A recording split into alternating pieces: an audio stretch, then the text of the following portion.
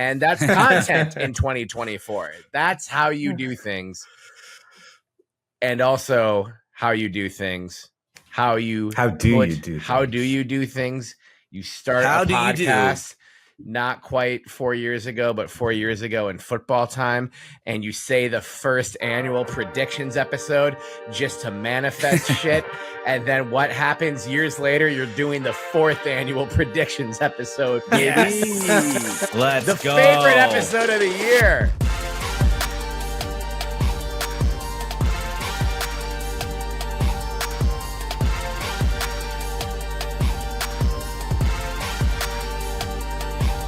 The best episode. Oh, it's my favorite. It's Benny. We know it's your favorite episode of the year. Yeah, I know you had an awesome time last night, Frank. I think the whole town knows you had an awesome time last night, Frank. And I brought a special guest for this episode too. Ooh. Whoa! Do you want to introduce this guest now, or is that for a later segment? Yeah, it's we were talking about how we call our homies Jays, and I brought another Jay to this party. Wow! That I will be smoking for the first time in. That's my cousin. Yeah, the other Jay. Yeah, I brought the right lighter. I don't think I've had this lighter on since we've been a podcast for your eyes and ears. Oh, finally, the torch. The torch. Long, witchy-fingered torch. Yeah, I like that. Can't wait. And sneak peek, it's green. So it is kind of like the Wicked Witch's finger. I purposely did not pick a green beer to drink tonight because of reasons. Those reasons are legitimate. They are. And rightfully fitting lighter color, though. Yeah. Remember when they all lit the midfield logo at Reeser on fire? Yeah, they were huddled together in a weird circle when they did that. They were in a weird circle. Yeah, it was like they were waiting for a dance-off in the middle, but no one did it. They just burned like a towel or something. Yeah. What did they burn? I think their own uniform, probably. Sounds about right. To light turf on fire. Yeah. Yeah. Got you. Yeah. Mine and secret producer Iskinder's plan our freshman year at OSU was way better, where we bought a bunch of bleach and tried to bleach OSU into grass where it has the Welcome to University of Oregon sign. Wait, but did you actually go there and do that? We went there and we did it. I don't know if it worked. I mean, I don't know. I'm more into growing plants now, and I think putting bleach at the roots of plants would probably kill it. You're like the dude. Probably kill it pretty quickly. You're like the dude from Alabama who went to Auburn that same year. Wait, did you just admit to a crime that the statute of limitations is still active? Statute of limitations has long passed. Do we know that? Vandalism. What is this? This is the part of the podcast where we look stuff up. I'm looking it up right now. Yeah. Really, one of us needs to go to law school. And I know it has to be me because I'm the one who can't grow up. Peter Pan shit. But it every single episode of this show, it becomes more and more apparent that we need a lawyer in the group sooner rather than later, hopefully. Yeah, because we keep flirting. Otherwise, we've needed one since we were banned in Russia. Well, that was like episode Smiley. 6. Yeah, and it's episode 155 of the Belligerent Beavs Podcast. That's wild. Absolutely wild. Thank you so much for being here, listener. But also, more important than that, thank you for just being with us in the universe, in Beaver Nation, on this planet, and ready to get after it this football season. What's going to happen? What does it matter? Don't know. But that's not the fucking point. We are here. We are here to celebrate Oregon State athletics. We're here to celebrate Oregon State football, and it's one of the best nights of the year. It's a Monday night before the start of college football season. And Terry, you just put a shiver down my spine. Benny just shifted up about like a quarter of an inch in his seat. How did you do that? Even just the shiver just levitated me. Yeah, we're like JP. I'm please play 5 seconds of Levitating by Dua Lipa.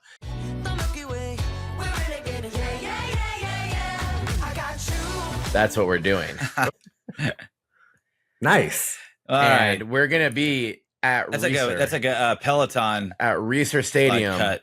on Saturday. This Saturday, Oregon State, Idaho State. Benny and I will be in the house. Super secret producer Skinder will be in the house. Benny put out a roll call tweet that people are responding to. So many people are going to be there. Like we said for months and weeks and years and decades that this Idaho State game needs to be a sellout. The crowd needs to be crunk. It needs to be lit. It needs to be whatever. And people need to show up with the Riz. I still don't really know what that means, but just charisma.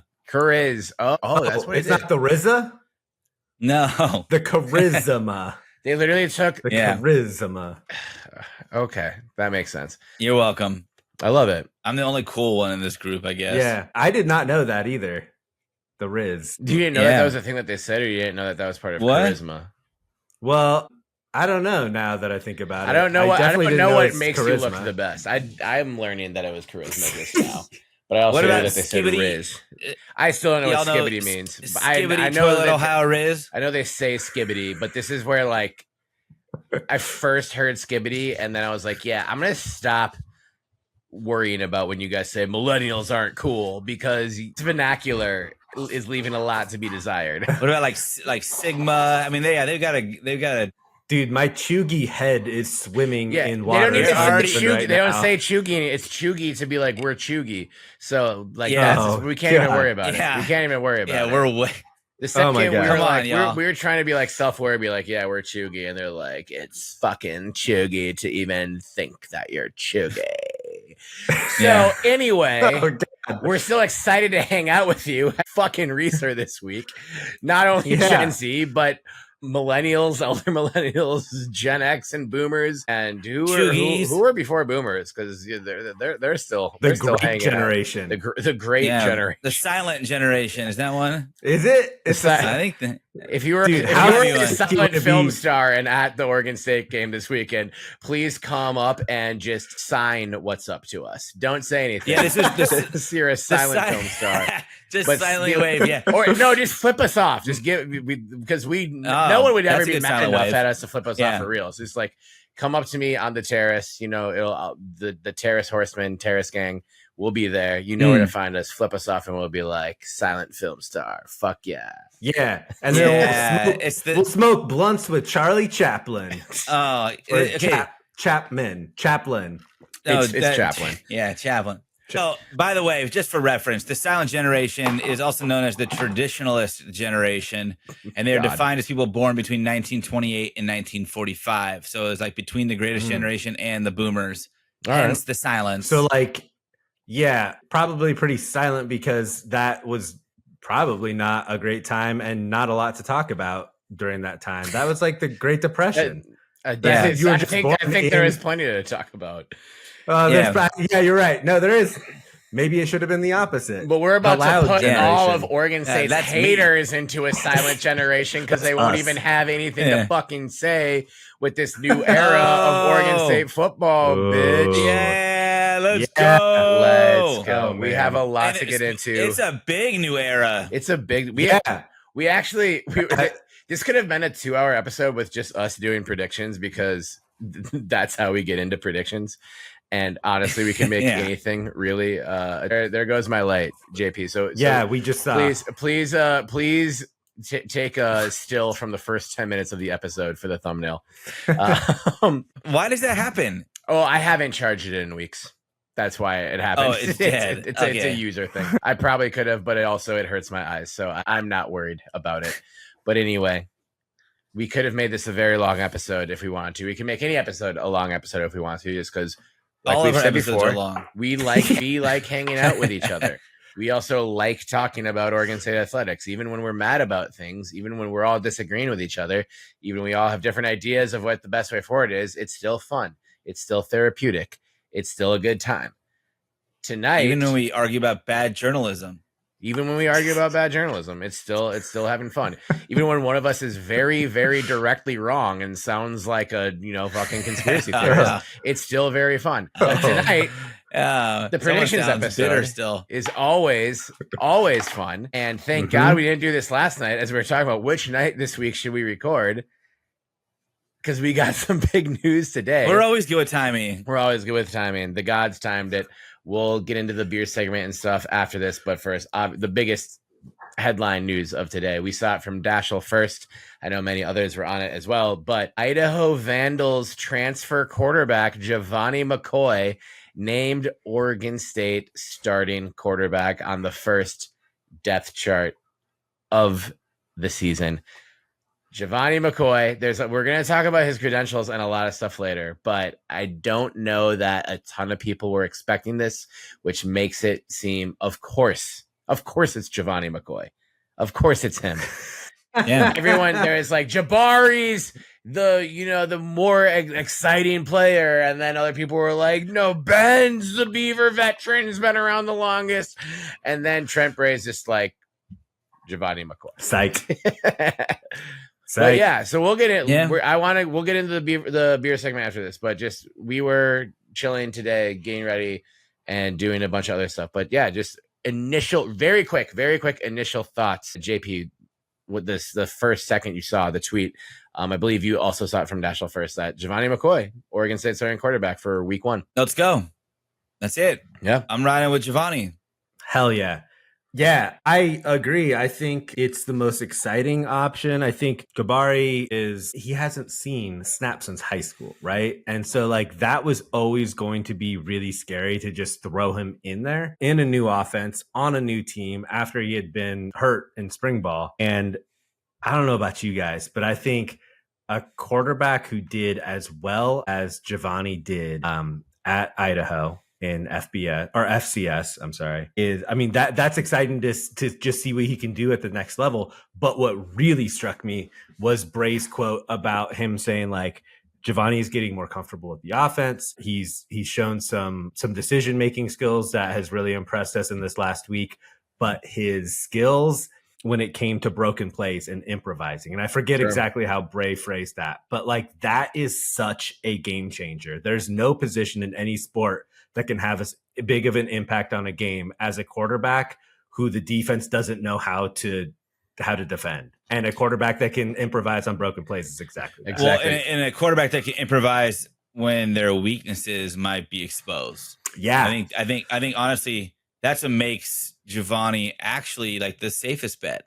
And it is, and if you ignore familiarity with the program, if you ignore the head coach's familiarity with the player, like, before the time he was a head coach, there is something to be said about improvisation being like a fallback lever you can pull when you don't want to make a mistake. Yeah. And I was talking earlier tonight, like Colin Kaepernick was, as much as anyone feels about him as a person and what he did or stands for or kneels for, he was not the best overall quarterback, like as a pure quarterback. He had an arm, he had very poor accuracy, and then he was late on his decision-making a lot. But he had a lot of self-awareness. And when he knew that something like that might be exposed, what'd he do? He made him pay on with his feet. And he made a lot of teams pay. He had a really, really good run, as much as people want to ignore how that his exit of the league was. He had a very, very successful early run, and most of that was done with improv. So I think, I'm excited to see what Gevani can bring to the table. I think that he has also a lot to prove for himself. A kid with one offer, which was Idaho out of high school. That's all he had to go play college football, and he made the most of it, as we'll talk about, I'm sure. We will. But I don't think that's where he thinks his ceiling is. Absolutely no. And we will. I'm excited to see a quarterback who thinks I have more to prove. And I'm not saying that like Ben and Jabari didn't have that or don't have that fire, but also like, Ben especially has already been a quarterback. We're gonna talk about all of this. We got to get through this beer segment first, and then we're gonna talk Gevani, and then we're gonna do predictions, and then we'll hit the 9-hour mark of the episode pretty clearly. Okay. But yeah, so congratulations, Gevani. Congratulations to everyone who was named as insert position here 1 on that depth chart, and to everyone who's not, keep grinding. The stories of players who were buried on the depth chart and worked their way up in Beaver football for sure, but just college football in general is long and legendary. So I was looking at it today, and honestly was just pretty reassured at the depth, because it's kind of all off season. It's like, depth will be with how many people vital left. for us. Yeah, exactly. So we'll get into other parts of the depth chart as well. But obviously today we've been waiting to hear about the quarterback. We got quarterback news. We got to talk the quarterback. But first, it is the beer segment, or the not beer segment, as tonight I am continuing my diet brought to you by Ron Swanson, as in clear liquor is for rich white women on diets, and I'm drinking a vodka soda. But I don't think you can see it. Damn it! If I was drinking whiskey again, you could see it. This is just this cocktail glass has an aerial shot of the map of Oregon State and Corvallis, and it's all over the glass. You can kind of see the lines here a little bit where there's not. Yeah. So that's cool. It's a cool glass, but you can't see it at all with the vodka soda. So I did not think ahead, and I apologize. We had a fantasy football draft just before have to this. drink it. So I'll just have to drink it. Damn it. But yeah, chug it and fill it with whiskey, vodka soda right night. now, and then chug that, and then make your predictions. You scared little bitch. Yeah, with a beer. Yeah. man. But Benny teased a special guest, so JP, let's go to you first. Wait, because I want me first. Yeah, I want Benny. You second. I want Benny to end the segment this time around. Yeah, I'm having a Stashadelica from Hop Valley. That looks exciting. I got it in a multi-pack, but cool. Yeah, the other one, the Bubble Stash, was green, and I wasn't going to drink that, so I'm having this one. And they had a new one in there. It was like something lager, and I was like, "Yeah, I can't have a lager." Right? Nah. So, I mean, I like lagers, but yeah. So I'm having this one, which is just a IPA. Nice. As one has come to expect. I have. I think so. Yeah, I've had most of the hot. I've not had that lager though. That was in there. It's like a seasonal. Oh, nice. Yeah. Okay. Yeah. Right on. It's good. It's good. I'm enjoying it. What will you rate it on Untapped? I think I've already rated it. Okay. But I don't know. I'd give it a 4. It's good. 8.9, 4.1, anywhere around there. Cool. Give or take a few here and there. Should I check if I've had it? Well, Benny's firing That's up. the same rating as a game-changing recruit in college football 25. Oh, I gave it a 4.2. Ooh, that's high. That's high for you. Yeah. Wow. I know. It is good. Nice. Dope. Yeah. Dope. It's an easy drinker. Good job, Hop Valley. Right. Bad decision to be in Eugene, Hop Valley. Yeah. I used to dance under the name Easy Drinker, but that's another story.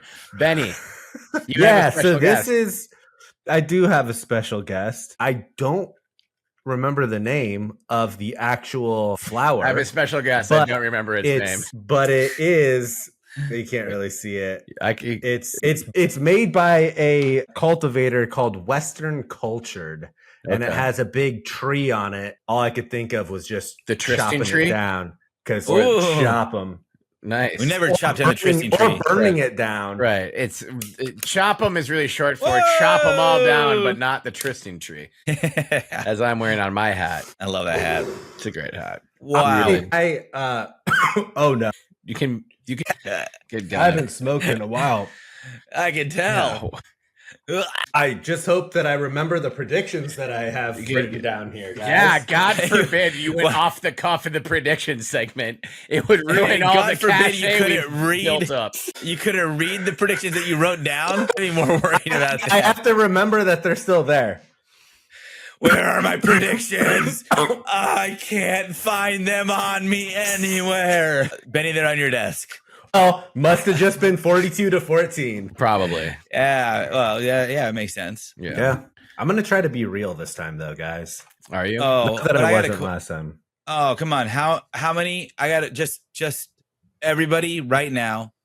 How many full Weehages do you have in your predictions? I have one. I think I have one.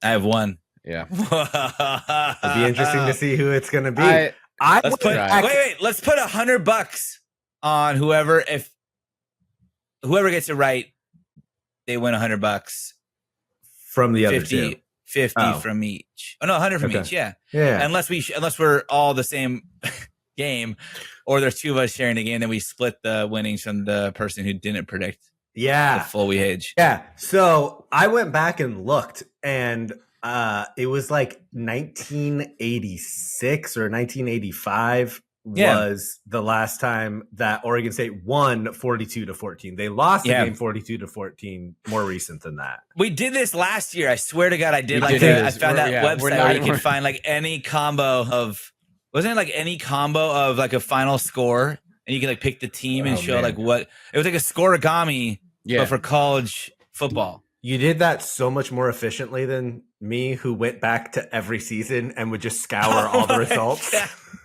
That's a fun way to do it, though. You uncover a lot of Easter eggs by doing it that way, Benny. Oh, wow. I was like, I'm pretty sure college football scoregami, you can go in there and be like, show me the grid, and then say, like, here we go. Winning team had 42 and the losing team had 14. There's been 253 games with this score all time. And then you should be able to like click into it or like filter by a team. I don't know how to get there again, but it exists. You can go like this whole graph, dude. It's like, did you know? Oh, to view scores, go to the score researcher tab. What? This is somebody won a game 162-0. Yeah, that was Georgia Tech.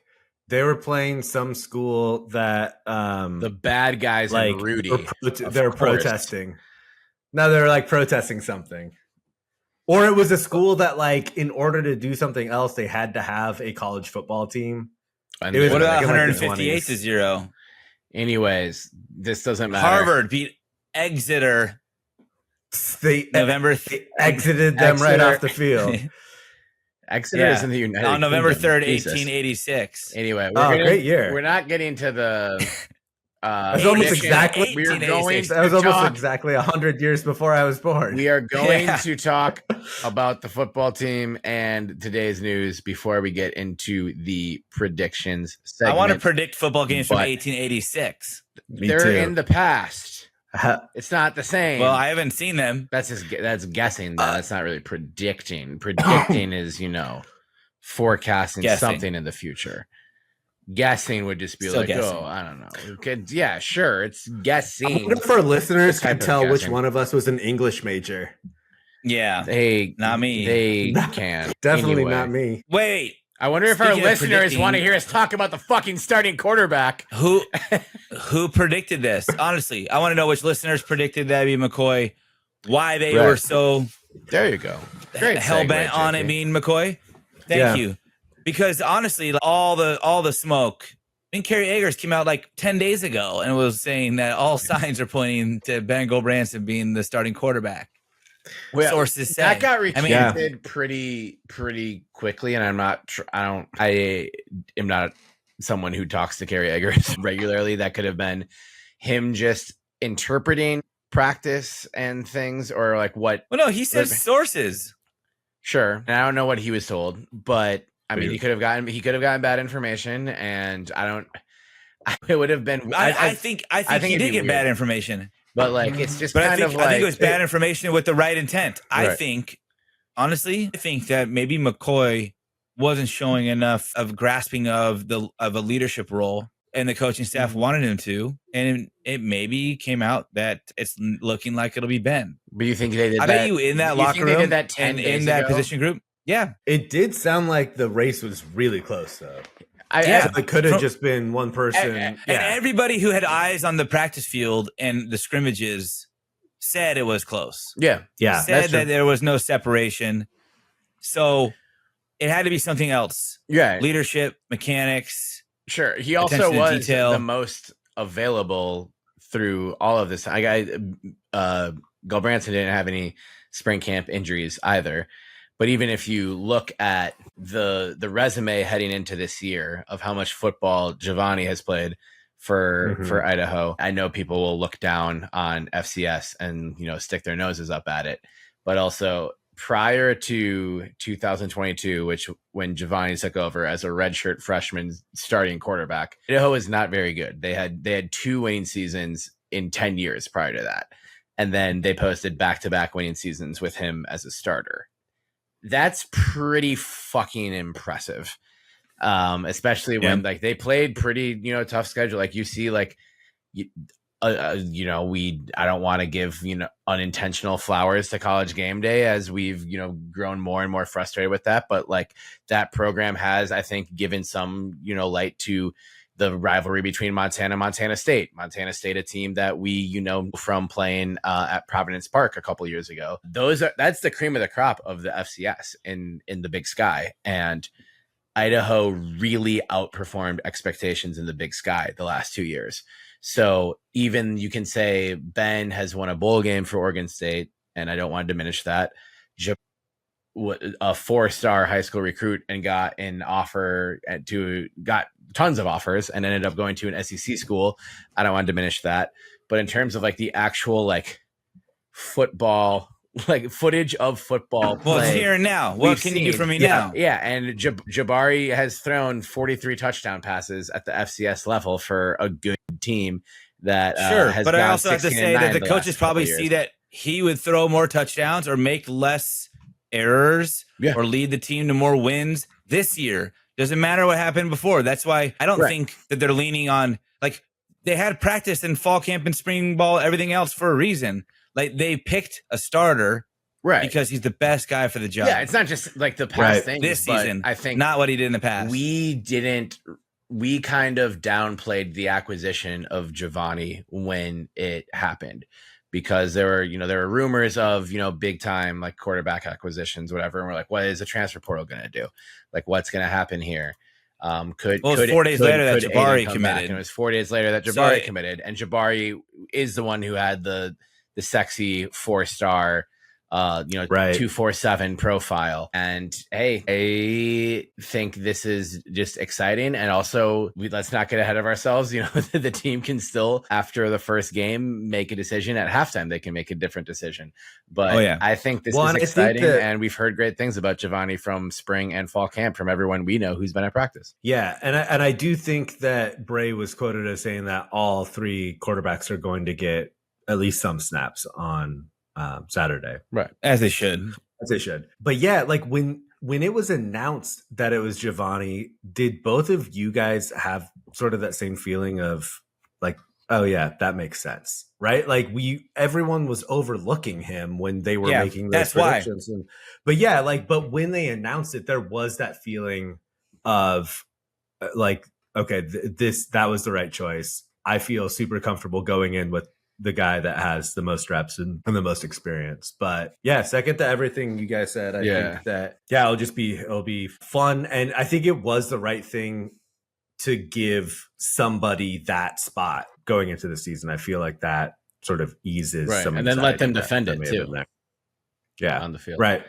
And I think just like with like Giovanni's resume, which we talked about when he first transferred and had talked about since then, but since there's been months and months since the transfer portal, though I guess it never really ends today. But McCoy won the Jerry Rice Award, which is awarded to the FCS National Freshman of the Year in 2022.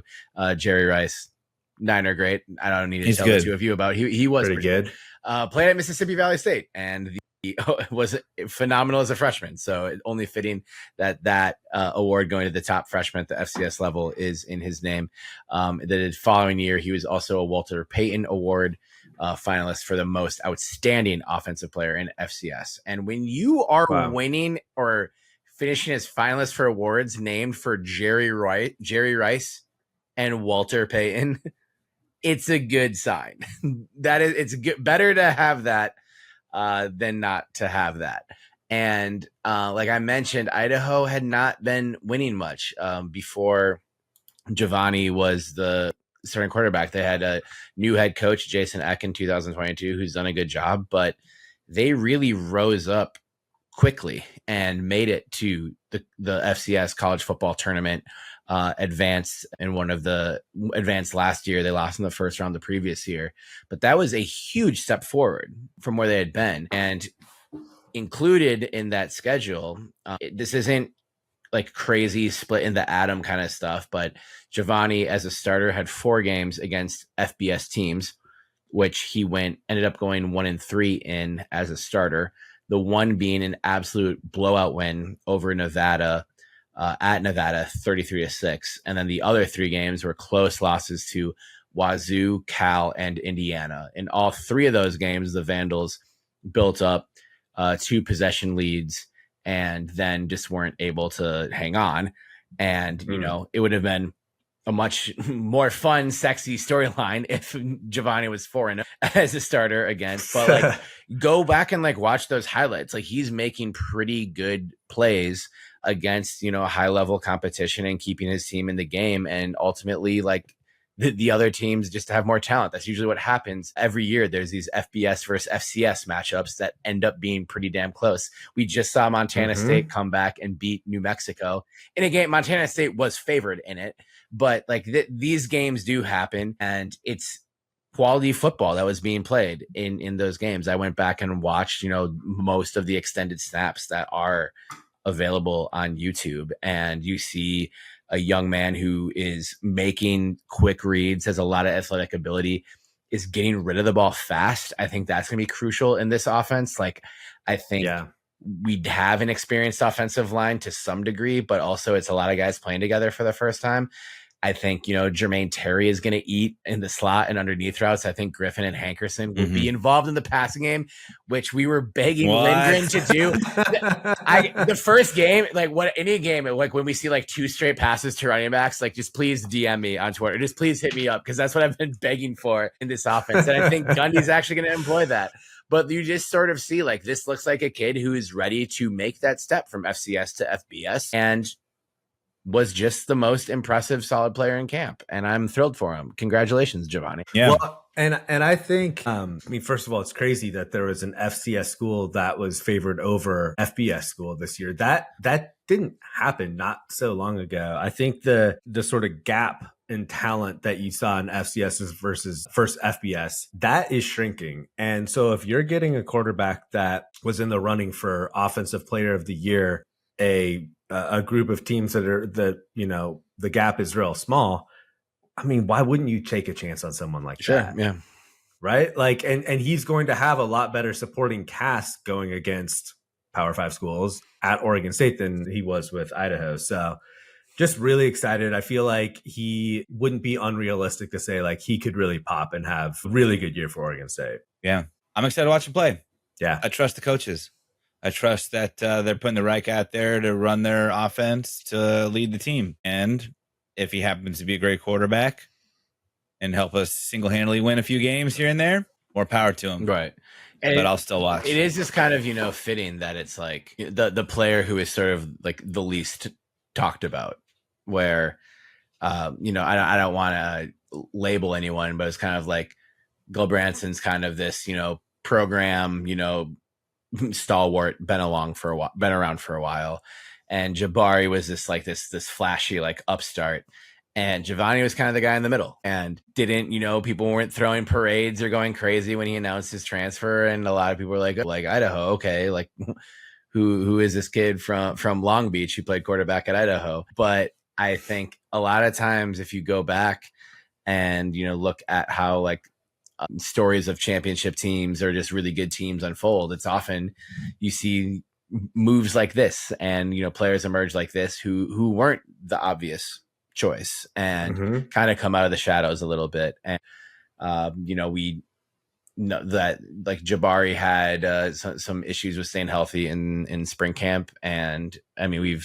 we've seen Gulbranson play a decent amount and just know what limitations that adds to the passing attack if he is your starting quarterback. So I think this is fun. I was like maybe 50-50, where I thought like Bray would come out and say, we're not going to name a starter until after the Idaho State game. And yeah, he'd say someone will. So obviously the first offensive possession of the game, a quarterback will be under center or taking the snaps.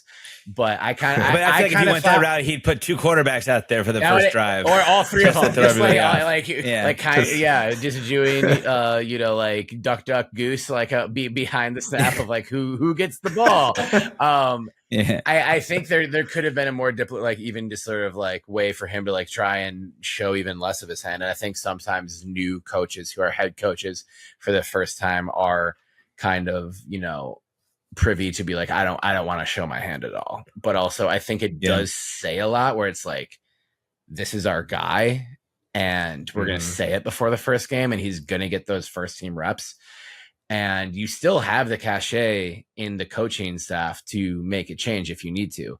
Like, I think we talked about this. The only like close comparison would be 2021, where they named Sam Neuer the starting quarterback after he transferred in from Colorado. Had a pretty less than stellar first half against Purdue, and then they come out for the second half at Purdue. Chance Nolan's playing, and Nolan played better, and they still lost the game. And then Nolan was the starter the rest of the way. And I don't know that really should inform the way you think about this. It certainly isn't informing Bray, as he wasn't part of the offensive staff making that decision, or Gundy, who was on a different sideline in a different state at that time. But I think this is fun. Like, this is fun, and it's enlightening to see the coaching staff do this. And it's, I think we talked about this right when Bray was announced as the head coach, where we were interested to see how he'd handle these issues that he needs to take care of now that he's not just a defensive coordinator. Like, when you're how would he do this as a head coach? How you handle the things when you're the CEO of the program now, which is what coaches are. And I think it was great that's why it was this decisive. Yeah, to be honest. Yeah. I mean, I think that sets a tone for the players that go, okay, if I'm not a quarterback, but I'm named a starter, or I'm second on the depth chart, like he clearly means it. Yeah. This isn't like I don't really know where to put you, so I'm just gonna kind of like flip a coin. I mean, he came out and he made a statement with this. I think that it's a big, big development for him as a coach to have experienced this, to have had to come out, I think, and handled it very, very well. Right. And that will only trickle down positively through the players, even if they don't like where they are in the depth chart. I think they'll trust his decision making, because he was firm, at least appears to be fairly firm with the quarterback, which is obviously the most important position in football. The last thing I'll say is the sort of point at where Gevani is in his career and the point where Oregon State is in their athletic department. The two do sort of mesh together, right? Like, Gevani and Oregon State are both like way overlooked, and they both really need to have, like, this is career and athletic department defining season for both Gevani and Oregon State. It's sort of interesting how those two paths seem to just sort of like collide together at hopefully the right time. But yeah, I think there's similarities there. So do we cheers to Gevani, or do we cheers to the other news of Skyler Jackson? We can cheers to both. Also, very exciting news.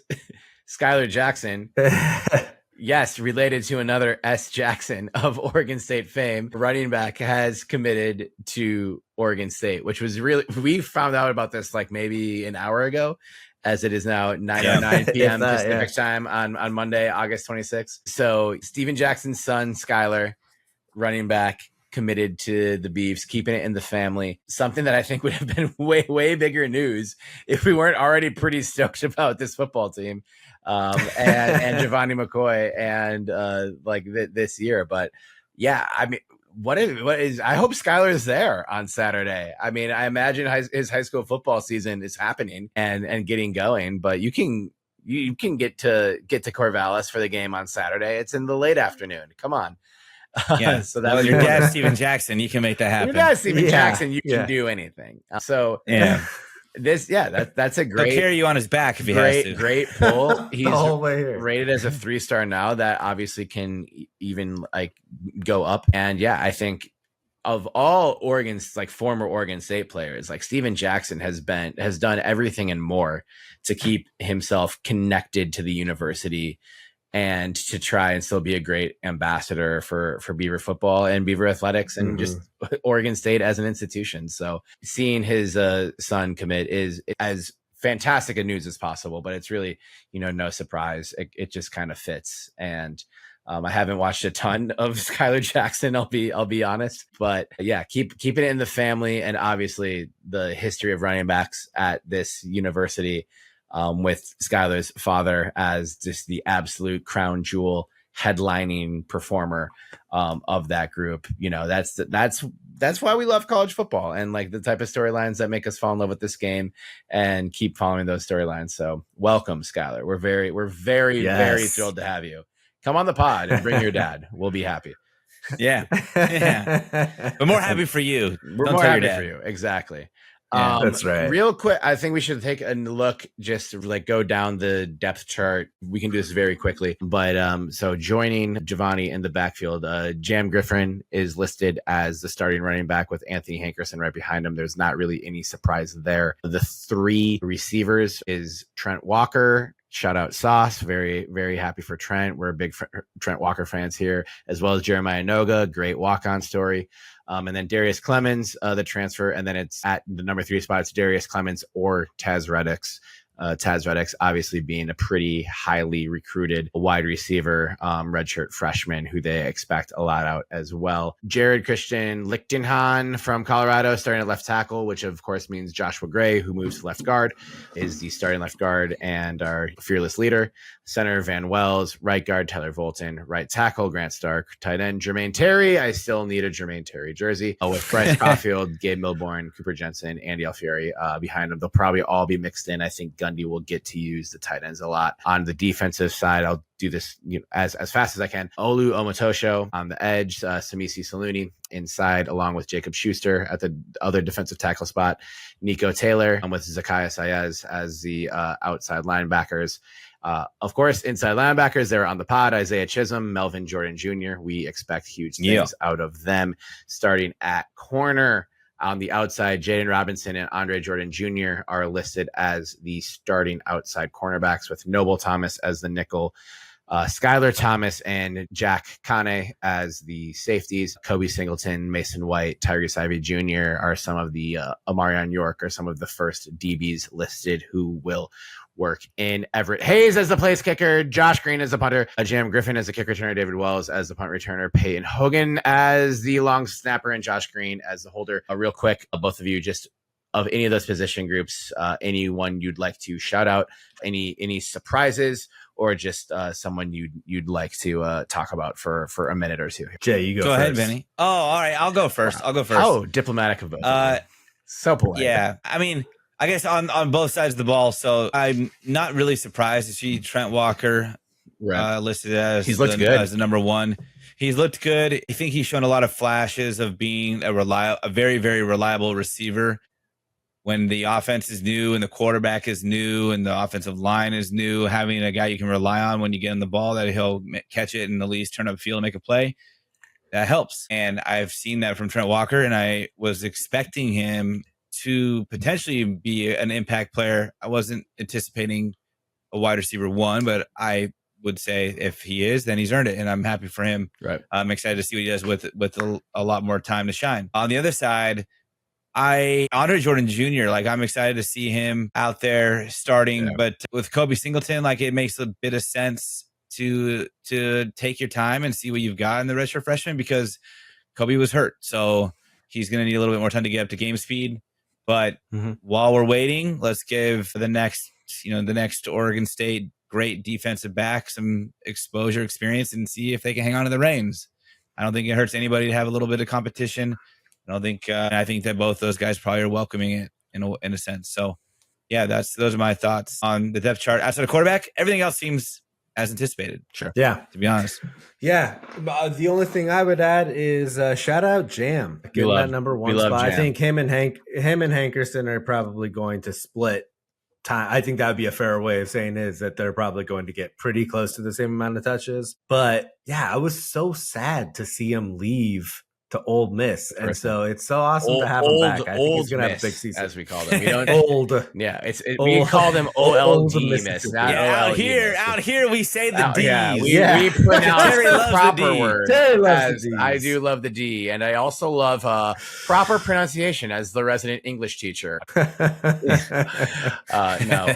Miss, shout out, whatever. But we're happy to have our boy back, and also Trent, I'm on my way, gangsta. Benny, when I hit you, when I land at PDX on Friday, I was like, yo, just landed. Please respond with, I'm on my way, gangsta. Yeah. Otherwise I'll Uber all the way to try to remember. I completely agree with all that. Also, just kind of like, I mean, I don't want to say like I went down this Gevani McCoy YouTube rabbit hole after Dashel announced it, and like I know all this shit now, but like I kind of figured the tight ends were going to be a big part of this offense, and now that I've just watched, like paid more attention to the Gevani highlights that are on the internet, and just thinking about, like I think we're just going to see Jermaine Terry catch a shitload of passes, like 5 to 8 yards from the line of scrimmage, and this like kind of like lumber forward. And I hope he's ready for it. I hope the Beaver store is ready to sell custom number 84 Terry jerseys, because I wanted to order one last year. That was like the one active player who wasn't available. Beaver store, come on, let me get my number 84 Terry jersey.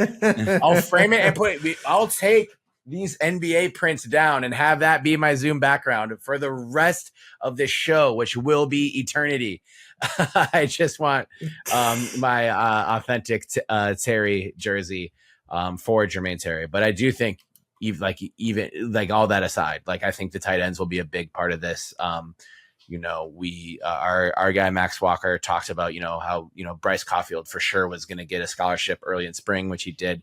He's listed as the number 2 here. They've had some pretty impressive tight end recruits who have stayed on. Cooper Jensen's one of them. I think we'll see the tight ends continue to be a big part of this offense, and I think that'll be a bigger year in terms of catches and yards for Jermaine Terry than we've seen from Oregon State tight ends in the past few years. We've kind of like Velling popped, really, but even Quatoriano and Musgrave had too many injuries to like really touch their ceiling. I think this could be the year where if health works out and game plan, we could see the tight ends have massive seasons. Well, and kind of the cool thing about that is like, who knows? Because who knows what Ryan Gunderson's offense is going to look like? Like we haven't really talked about that at all, but the offense is going to look amazing. Most likely totally different. Amazing. It will not look like a Lindgren on offense. Best offense ever made. Hey, we weren't proudly a pro Lindgren podcast until he got on that fucking plane. So I don't want to act like we didn't support Lindgren until we couldn't support Lindgren anymore. But I think there will be some innovation that we haven't seen in a while. So I'm excited. And it's not only first time him being an offensive coordinator for us, like you just don't know what he's going to have as his offense. He could do anything. He could go crazy. It could be Wildcat all the time. I think it will look cool and be fun. I think it will be predictably efficient. And I don't mean predictably like defensive coordinators will be able to predict it, but it's like, I think I made this argument when Martinez transferred to Miami, and that, like the argument for him to leave was that like going to an offense to really showcase his skills. And I think, UCLA had multiple 800 plus yard rushers last year from the running back positions. Both Dante Moore and Colin Schley had a lot of rushing yards from the quarterback position last year. So that I think you're like Jam and Hank the offensive coordinator. He wasn't the offensive coordinator, but he was part of that offense. But I think he will take those parts of the offense in sort of reimagined Gundy branded offense. I think Jam and Hank will be put to work early and often in all of these games, and hopefully catch balls out of the backfield. That would make me so fucking excited. Do you guys want to predict this season? Let's go. Yeah. Let's go. Did we cheers yet? Cheers to Gevani. That was a really long beer segment, I think. 1 hour beer segment. 1 hour beer, go. whatever. Cheers to Gevani McCoy, and cheers to everyone else on the depth chart, and just every Oregon State football player. We love y'all. Congrats. Ever. Now, JP, give us like 5 seconds of Right Now by Van Halen.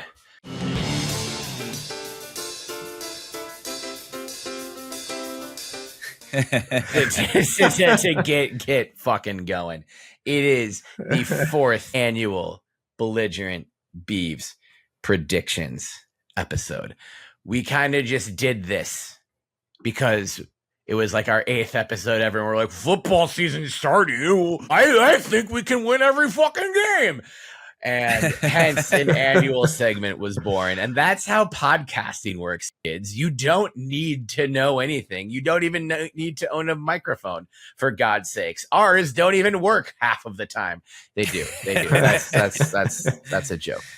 But something we do here, if you are new, one microphone definitely fails. If you're listening every other time to the Belligerent Beavs podcast in late August for the first time, the last episode before the football season starts, we go through the entire Oregon State schedule, talk about the opponent a little bit, and each of us makes a prediction on the score of that game, ultimately what the season holds, and any type of postseason things.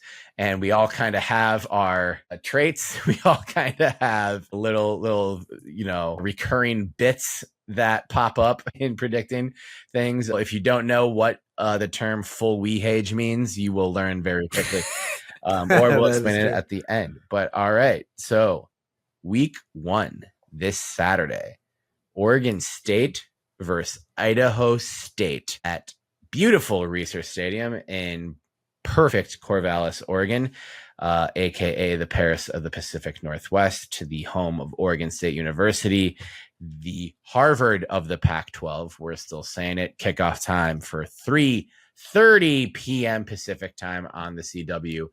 Beavers versus Bengals. Benny, I'm starting with you. What? This is the full wehage. This is our full wehage. Okay.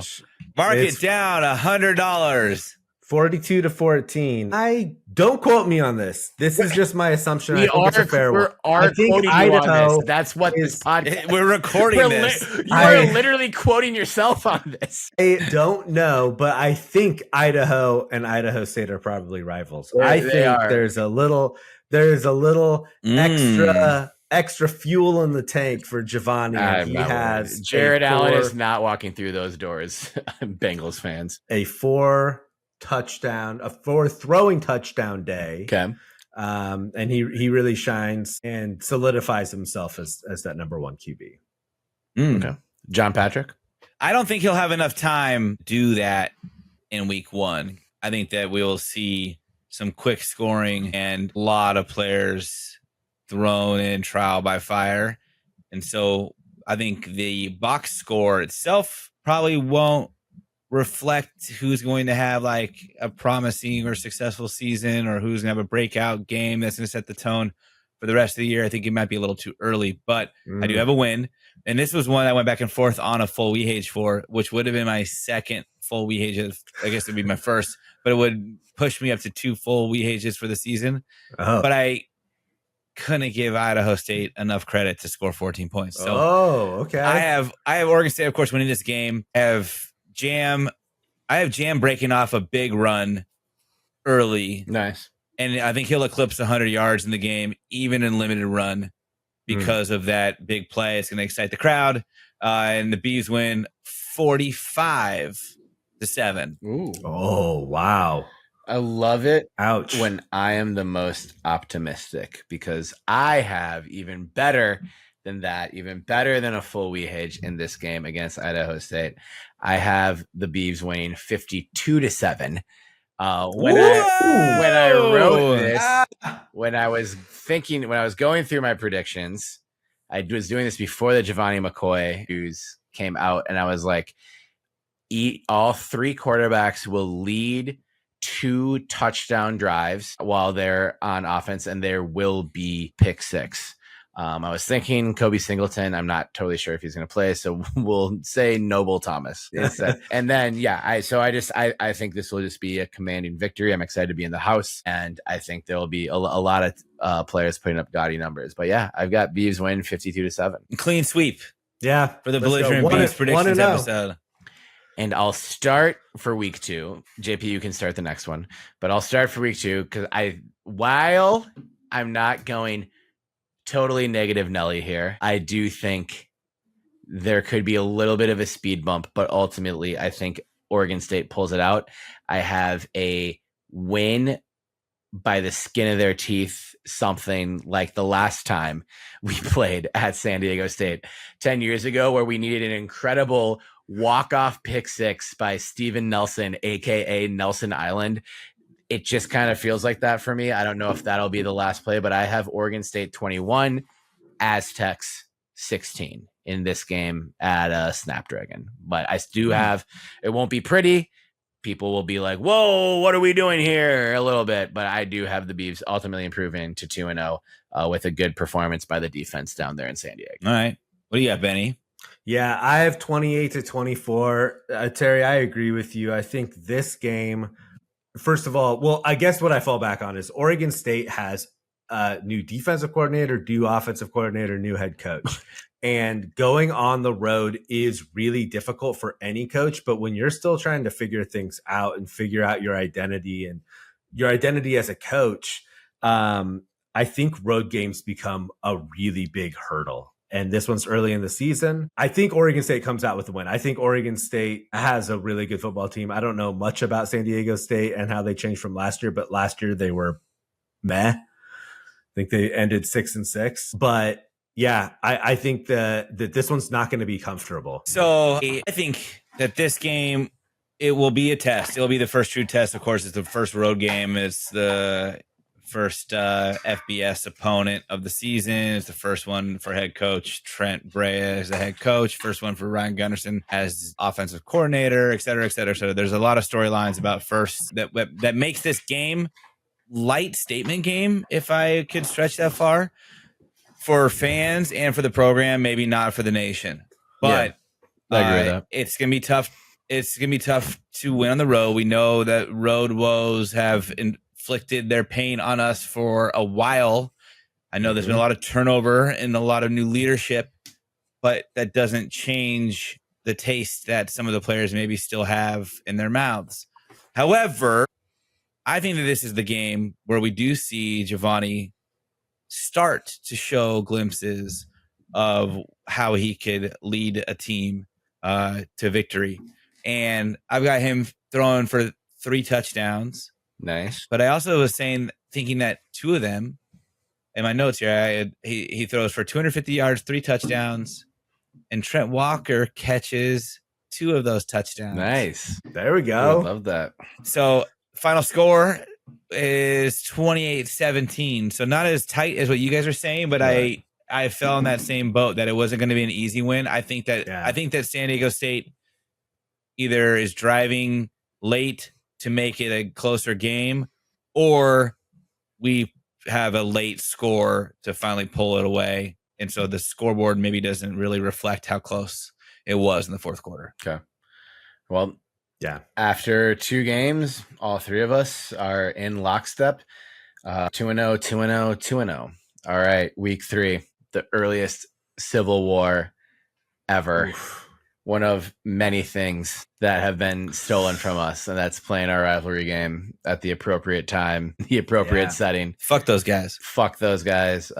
Benny, you mentioning the defensive coordinator is new, the offensive coordinator is new, everything's new. I'm just like, yeah, it's all new because they took everything away, or they took a bunch away and then the rest of it bailed. Whatever. JP, we're gonna have you go first. Week 3 against Oregon. Are you happy, Oregon, that you're coming to Reeser in week 3, that it's going to be the same energy, the same shit? Yeah, I'm sure you are.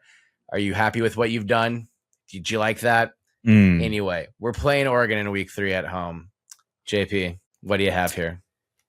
This is a tough one. I'm not even going to leave this one for any suspense. Oregon State 31, Oregon 28. Love it. We win with just a traditional Oregon State game sealing tradition here, right? We have Oregon driving at the end of the game, down 3. Block field goal. But they need to get downfield. They need to get downfield to get into field goal position. Everything is covered deep. So they try to throw across the middle, and Isaiah Chisholm. Hell yeah. Game-sealing interception with less than a minute to go. Beavs kneel it out, game over, and the fans rush the field. And hell yeah, Oregon goes and cries like they always do. That'd be great. Like they always do. What do you have? So this is where, you know, when you bring negativity into safe space, you're not doing it to be a dick. You're doing it to be proven wrong. And I looked at this a number of ways, and I want to be real and true and authentic to the listener. I just don't think we win this game. I would love it if it happens. I sincerely hope I'm wrong, and would love to be the most wrong about this. And we'll come up with some punishment for myself, win or lose, whatever. I'm fine with that. I have Oregon 38, Oregon State 24 in this game. I think so. Just too much has been taken away, and too much has been thrown in favor and in momentum of the enemy. And I think it'll be an emotional day at Reser.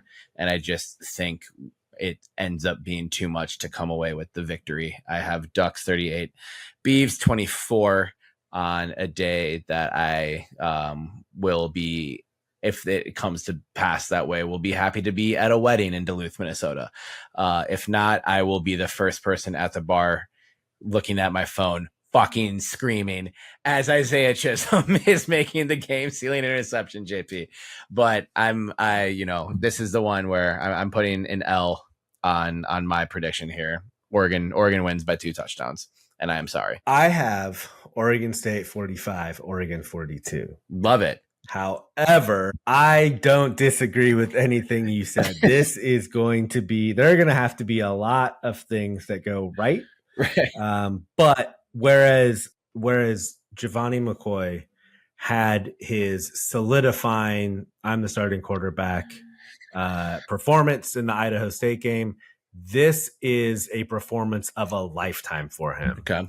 I don't know what that means in terms of stats, but just like Trent Bray said, where Gevani has the ability to improvise on broken plays. Yeah. I think he flexes that muscle in this game. I think Oregon has just too much talent on both sides of the ball. I don't think our defense is going to shine like they will in a lot of other games.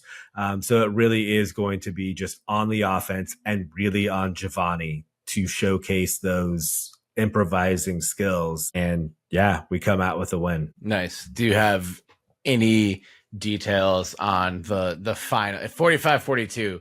That's a stressful fucking football game. What is in a game that ends Beavs 45, Ducks 42 at Reser Stadium on September 14th, 2024? What do like some of the ending plays look like? Yeah, I think if it were to go that way, I think Oregon State would almost have to score a touchdown at the end of the game.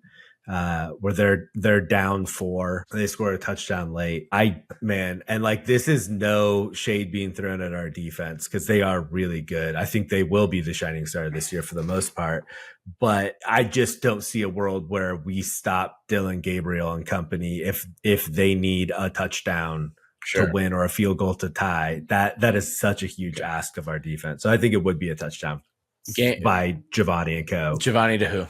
At the end. Who do I think gets that? Gevani to who? Or Gevani on the ground? Yeah, no, I think Darius Clemens. Love that. I think he's going to have a breakout year as well. If Gevani does, he's going to have to rely on someone. I think that will be Terry and Clemens. Great. So, yeah. So after 3 weeks, I'm the asshole at 2-1, and the rest of the babies at 3-0. I'll start for week 4 though. I have us beating the shit out of Purdue. Fuck you, Purdue. Purdue douchebags. Purdue. I have Oregon State winning this game 31-16. We should have won in West Lafayette. Yeah, Betty and I still had a great time. We'll tell you all about it offline if you hang out with us on the terrace this week. Oregon State needs to get revenge for that game.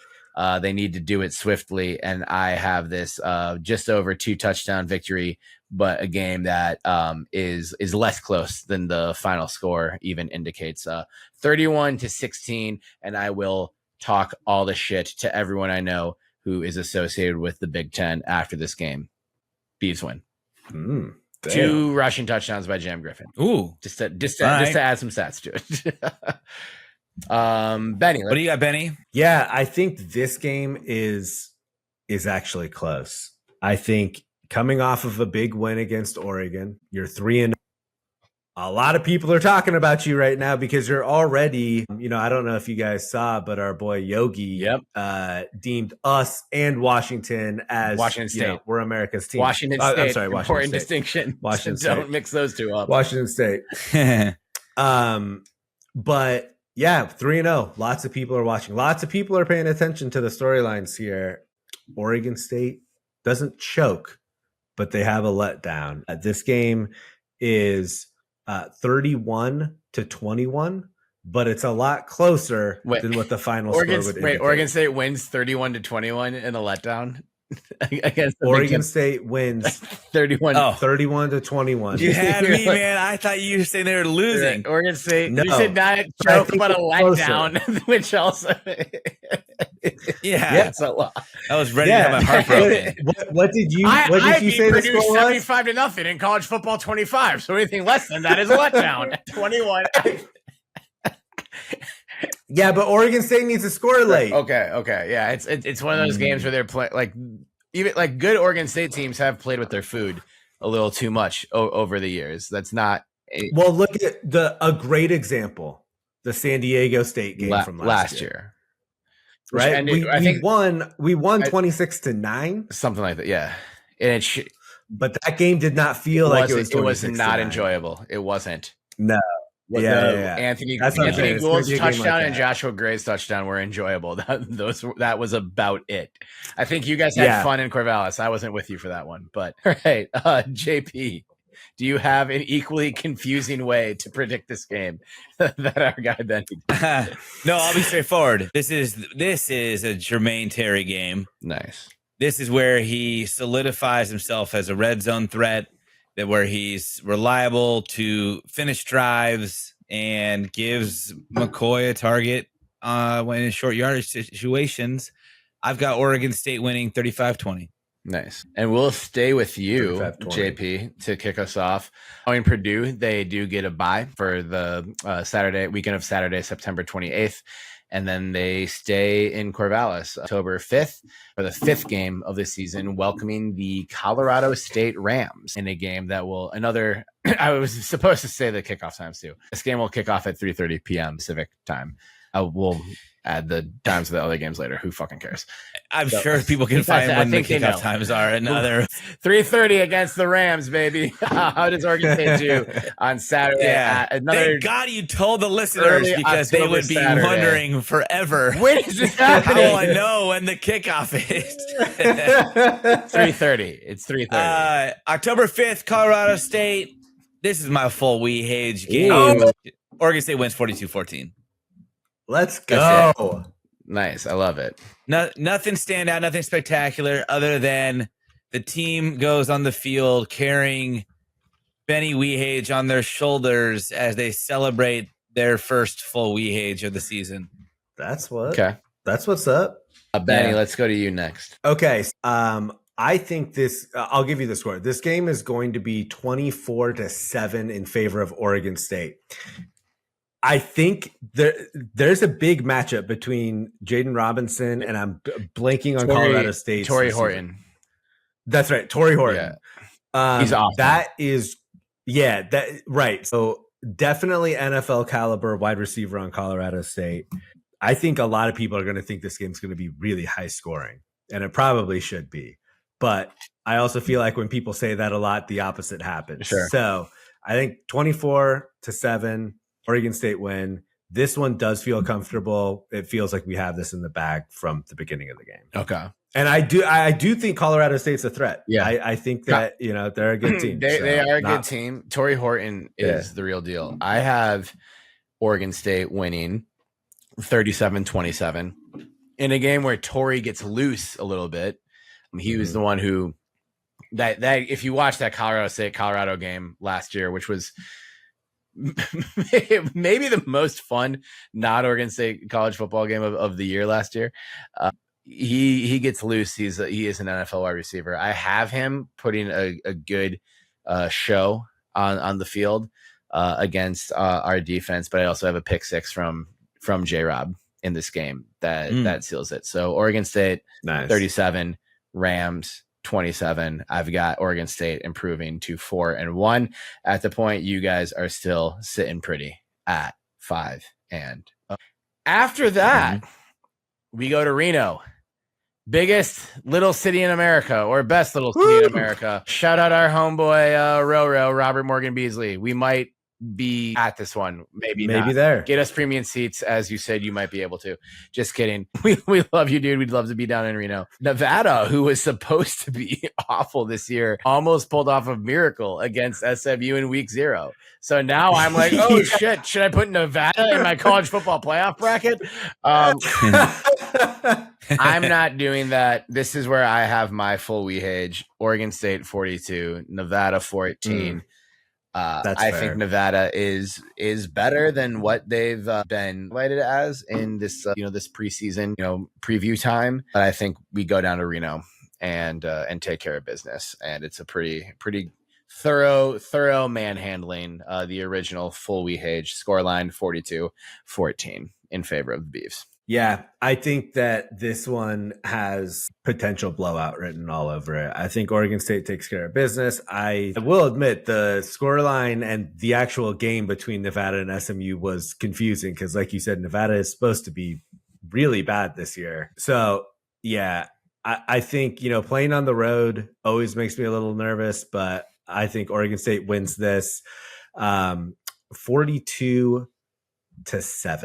Ooh. Almost another full Wehage, but 42-7. Even better. Okay. JP. Okay. This is where we have our trip up. And an actual trip up? The reason is the history with Nevada, and McCoy comes in with a little bit carrying a little bit of weight. He beat the shit out of Nevada a couple years ago. Just trying to replicate what he did against them, but also the team's got a little bit of an inflated ego after riding high of 5-0, beating Oregon, beating Purdue, beating Colorado State with the full Wehage. And I just think things don't click. It's a close game. I've got Nevada winning by a field goal late to break a tie. But there was one shining thing about this game, and it is that Jam Griffin rushes for 150 yards and a touchdown, but in a loss 24-21 Nevada. Ooh. That one would be a heartbreaker. Fucking suck. Yeah, that's another way to put it.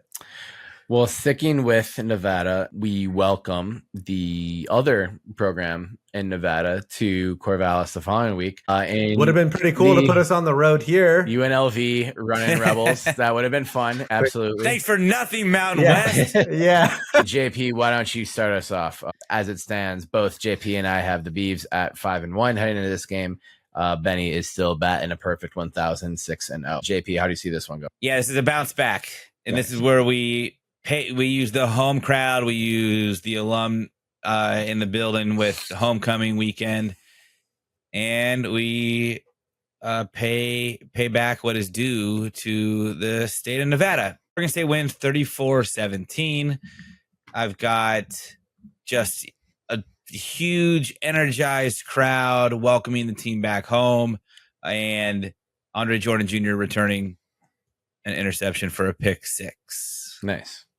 I also have this as a win, and Oregon State improving to 6-1. I did not know this was homecoming. Also, we don't know the kickoff time for this. It will either be 12:30 or 7 p.m. Eastern time, as it currently stands. So don't be mad at me for that. Vagueness. I have Oregon State winning with a last-second field goal by Everett Hayes, 30-27 against the Rebs. Yeah, I think this is going to be high scoring. UNLV is coming off a sort of a resurgent season. Yeah, they were good. 9-2 at one point, ended up 9-5, but their offense was really, really good last year. I think Oregon State wins 34-31. Is that what you predicted, Terry? 30-27. 34-31. I had 30-27. Okay, so 34-31. I think that, it's just a really, really good game back and forth. And I'm going to, you know what? Everett Hayes kicks a game-winning field goal. I agree. There we go. There. Yeah. But UNLV's no slouch. I think this game is going to be really good. UNLV is a good program on the rise. And then after that game is not bye week number 2. Though you could say it's a bye week when you're playing at Cal. Do we ever lose in Strawberry Canyon, Mike Riley? We never lose in Strawberry Canyon. October 26th. Not a bye week. At Cal. TV, TBA. Time, TBA. No idea when or where this game will be kicked off or shown. It is a road game. Don't yell at Scott Barnes for whatever channel this game ends up on. He has no control over it. Don't yell at us. We also have no control over it. It'd be great if it was just on the Belligerent Beavs Podcast Network. This is me formally applying for it. I'll start with this one. I've got with the Belligerent Entertainment Network, Ben. Yeah. Hello. Ben. Yeah. When we play Cal, it just seems like a high-scoring shit show fun fest. Oregon State wins this game 40-31 in a game with a lot of touchdowns and a lot of turnovers. That's what I got on both sides. I've got this as a running game. Oregon State wins 28-21, backed by Anthony Hankerson's 200-yard performance. Ooh, 200. Including a game-winning touchdown late in the fourth quarter. Dope. Would love that. Benjamin. I'm saying this game's 21-10 in favor of Oregon State. I think this game's starting to get later into the year. Might be dealing with a little bit of bad weather. The offenses are both sluggish and can't get moving. Oregon State scores 2 touchdowns in the fourth to win the game. Yeah. What? I hope we crush them. This isn't Cal is. Yeah, Cal's been chirping online about how I fully recognize that, like, the section of like fans who are very online and very on Twitter don't reflect the entire fan base. Cal Twitter is so fucking annoying. It's maybe my least favorite Twitter fan base, which includes Oregon Twitter. Like Oregon Twitter, I totally understand like the gas that builds that fire. Like I hate it, but I understand where it comes from. Like the second Cal was in the ACC, there were like 100 people in our mentions with like fucking like Garber's avatars and like Lavelle Hawkins avatars talking mad shit. Like we ever had real beef like back in the day where it was like, no, we're just like 2 teams in this conference that like weird games happen when we play against each other. Yeah, it probably gets feisty a time or two, but there's never anything like there's never actual bad blood. And I don't know. I think it's a bunch of people who are butthurt about being Stanford's little brother and know that the ACC is a terrible deal and know that you have no football culture. And also you almost lost to Gevani McCoy when he had no help for an Idaho team that came in there and almost upset you when 400 of your 50,000 students showed up. So eat shit, Cal. Fuck off. Yeah. All of us. And we know that not all of you guys were at the game because there's more people in our mentions than people in the seats at Strawberry Canyon. If only Cal Twitter could go to Cal games, you guys might have the best home field advantage in the country. But you're just online. That's how we know y'all are bots. You're not at the fucking game. You're on Twitter. You're not at the fucking game. Anyway, at that point, how many games do we have here? That's 1, 2, 3, 4, 5, 6, 7, 8. 7. I have Oregon State at 7-1. So does JP. Benny has them at 8-0. Benny, I'll add a little sort of. We normally don't do this, but okay. So you have Oregon State at 8-0 at this point. Yeah. What after the Cal loss? They're going into a bye week. After that Sunday, what is Oregon State ranked in the AP poll with an 8-0 record? Oregon State is ranked 16th, and Corvallis is about to burn down because people are so pissed.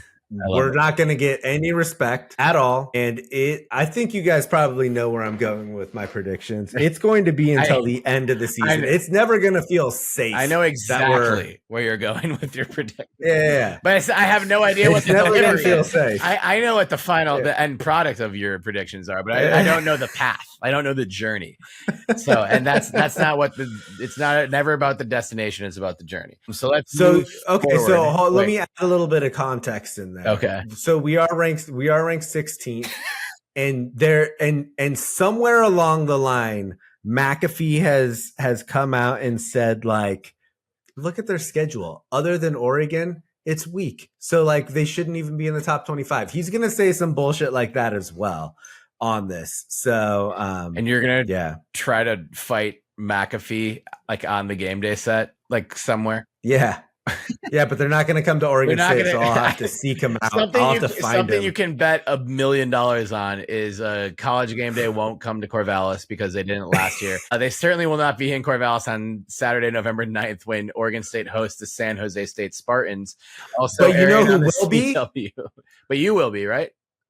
I will be. Yeah, I just got my tickets to the game tonight. November 9th. Benny's going to a bunch of games. Anyway, Benny, let's keep going with you then. San Jose State, Oregon State, Corvallis. Yeah. November football in Corvallis. Yeah. What do you got? Best. Yeah.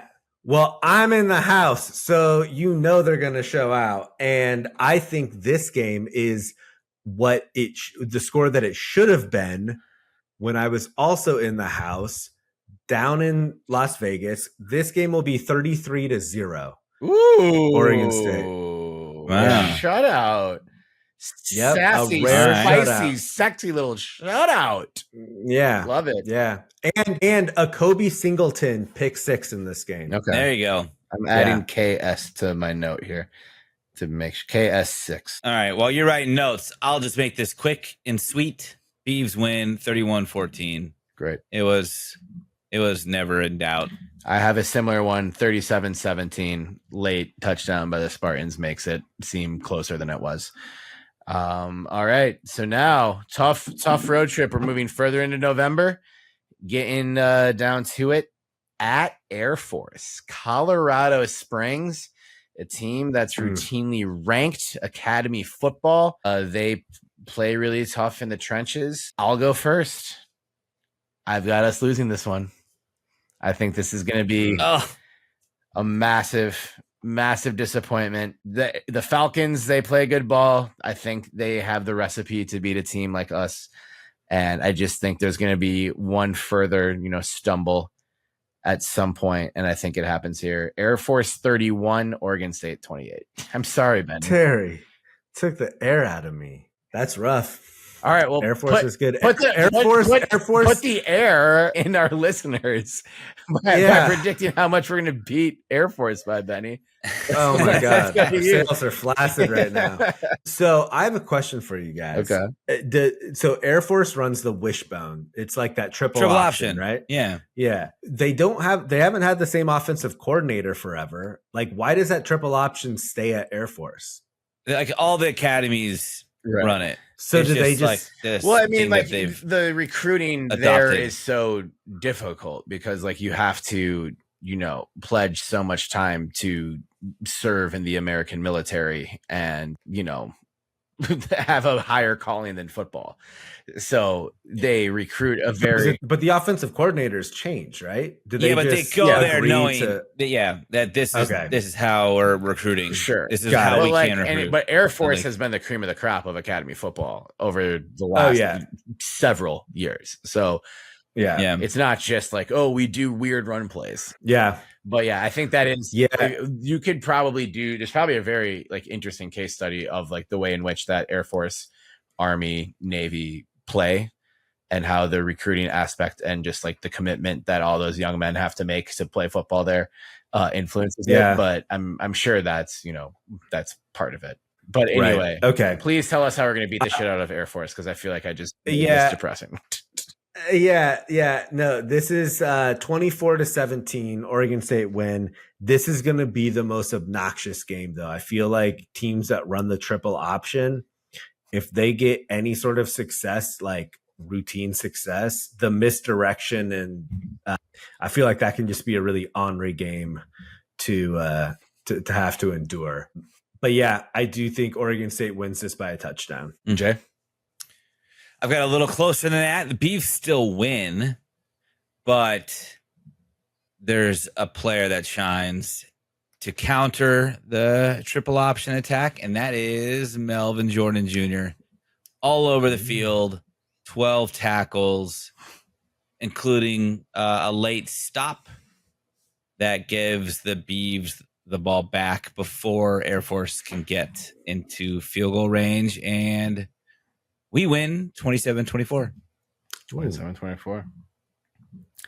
All right, so this little check-in, that's 10 games into the season. I'm the asshole at 8-2. JP's in the middle with 9-1, and Benny, of course, has Oregon State at 10-0, heading into a very anticipated Pac-2 championship clash at Oregon State on November 23rd against Washington State in beautiful Research Stadium, a game that will air at 4 p.m. Pacific time on the CW. The Battle of the Besties, Oregon State, Washington State. You know Ryan Leaf will be on the call for this one. Our pal, Ryan Leaf, who we admire a great deal, but maybe not on this day. As you know, he will be coming in hard for the Cougs. JP, why don't we start with you for this one? And this new, it's always been a rivalry game, but I feel like it's taken on a little bit of a different meaning, but obviously a game that both teams will really want to win. And it could have some pretty big implications as well. Yeah, I think both teams will be pretty up for this game, and it will be a close one through the first half. It will be one of those games where they just blow for blow, turnover from turnover, big play and big play. But it will all change after halftime when Washington State punts after their first possession. David Wells Jr. takes it to the house, and the Beavs seize control, don't look back, and pull out a victory 30-21. 30-21. Benny. Yeah, I think this one's going to be another low-scoring game. I think Washington State will be good this year. So too. Yeah, I think Oregon State wins this 14-17 in overtime. Okay. 17-14 overtime. 17-14 overtime. Right. I think the weather, again, similar to the Cal game, I think the weather is going to be really nasty for this game. Actually, if I remember right, this would be the same week that we played Washington and Corvallis last year. Exactly. And the exact same late November. We all know what the weather was like Valley. Yeah. I have a wet, cold, similarly close game. I kind of split the difference between you guys. I think we come out and take control early, have to withstand a tough Washington State counterpunch. As you know, the Cougs are never going to go away. But I think the guys who are still here, who were there last year, feel some type of way about that game. We were the better team last year. We let that game get away. We really should have won that game. And I don't know how much of a difference that would have made in the grand scheme of things, but that was kind of the first big, I think, hiccup. And as the season continued, it was clear that we were the better team and really should have won that game. So I have Oregon State 28, Wazoo 23 on a sparkling 4-touchdown performance by Gevani McCoy. All right. And that puts my record at 9-2. JP's at 10-1, and Benny's at 11-0, going into what I believe might actually be the real toughest game of the season at Boise State, morning after Thanksgiving on the blue, Albertson Stadium, Boise, Idaho. 9 a.m. kick, right? I think it'll be 10 a.m. kick. It'll be 9 a.m. Pacific time, 10 a.m. local time, because Boise State's Mountain time, right? So 9 a.m. Pacific time, the morning after Thanksgiving while your relatives you hate are still at your house and you're just wishing we'll get up and get the fuck out of there. Be like, hey, I gotta watch this game. Leave. Anyway. Playing at Boise State has always been hard. Yeah, I mean, it could be, a great way to have a real conversation with your family. Mm-hmm. We haven't played many great games at Boise State over the years, and we haven't played there in a while, so it's a different group of players doing this. But JP, how do you feel about this one, and how do you see this one going? So, yeah, it's going to be a tight one, and this, to me, it could go either way, right? I think it's a toss-up kind of game. But with a 10-1 record coming into this game, there's a lot more riding on it, I believe, for Oregon State than Boise State at this point. And I think that it's a very, very frigid, cold morning in Boise. And everybody's having a tough time kind of getting completions and hanging on to the ball. It's pretty sloppy.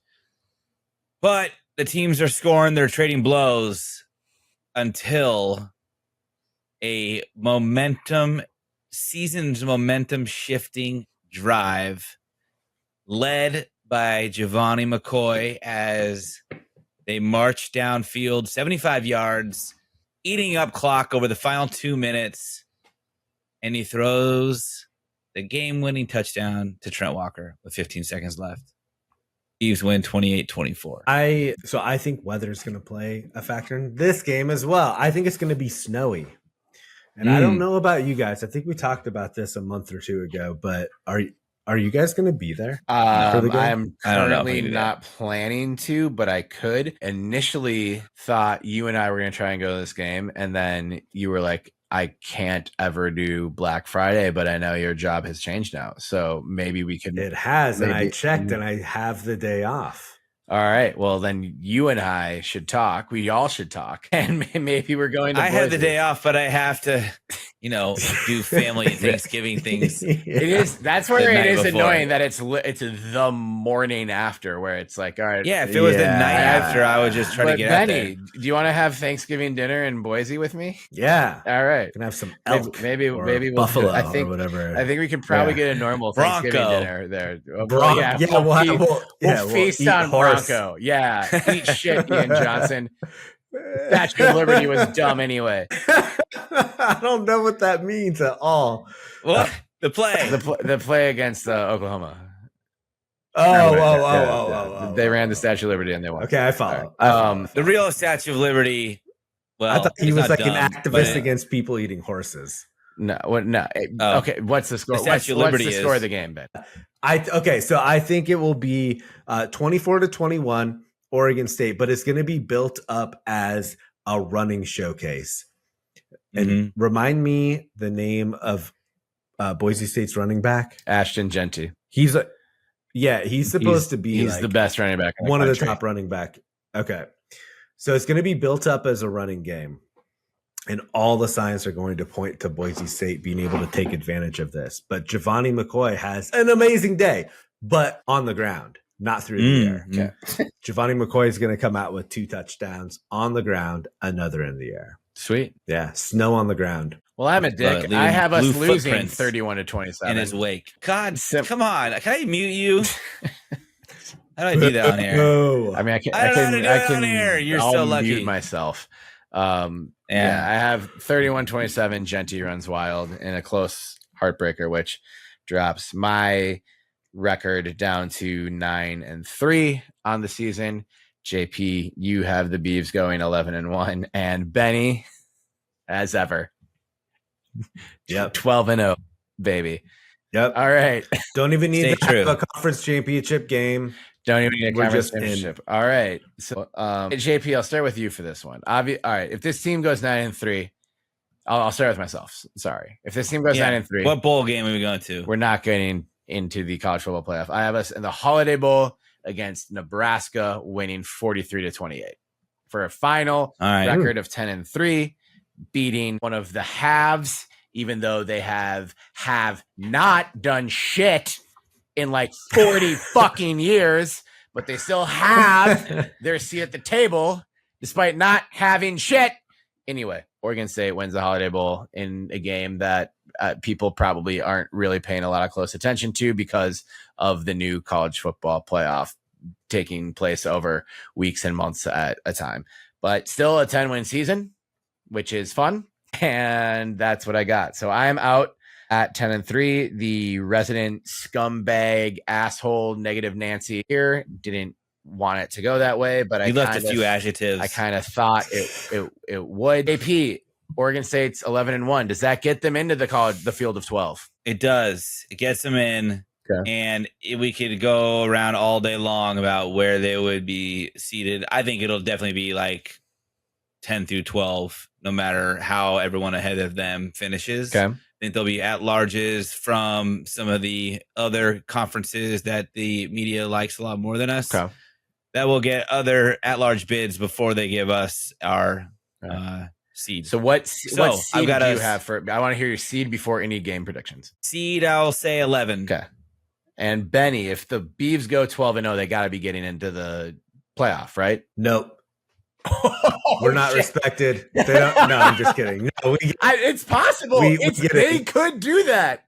That is a thing that Oregon State fans. If all of this happens, you saying Oregon State not getting in at 12-0 is not the most unrealistic shit you've said in the last 30 minutes. Yeah. All right. Yeah. But in your they do get in, but they we're get laughing in now.